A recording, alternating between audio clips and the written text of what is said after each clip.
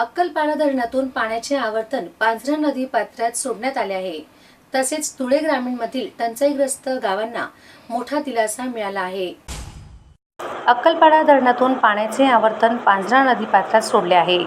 तसेच धुळे ग्रामीणमधील टंचाईग्रस्त गावांना मोठा दिलासा मिळाला असून वाढत्या उन्हाची तीव्रता आणि पाणी टंचाईच्या पार्श्वभूमीवर धुळे ग्रामीण मतदारसंघातील नागरिकांच्या आणि पशुधनाच्या पिण्याच्या पाण्याचा प्रश्न सोडवण्यासाठी आज अक्कलपाडा धरणाचे दरवाजे काही अंशी उघडण्यात आले. अक्कलपाडा धरणाचे 2 दरवाजे 25 सेंटीमीटरने उघडून 500 क्युसेक वेगाने पाण्याचा विसर्ग सोडण्यात आला. जलपूजन करून हे आवर्तन सोडण्यात आले.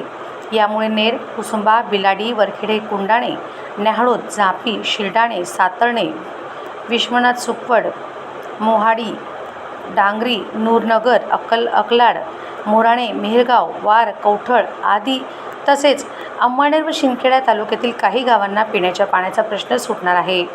या प्रसंगी जिल्हा परिषदेचे माजी अध्यक्ष बाळासाहेब मनोहरजी बधाणे, कार्यकारी अभियंता देवेंद्र अग्रवाल, पाटबंधारे विभागाचे उपविभागीय अधिकारी मयूर परदेशी, साक्री उपविभागाचे उपविभागीय अधिकारी अजिंक्य पाटील, कालवा निरीक्षक राकेश अहिरे, दप्तर कारकून रवींद्र बोरसे आणि आमदार प्रतिनिधी राहुल पाटील आदी उपस्थित होते.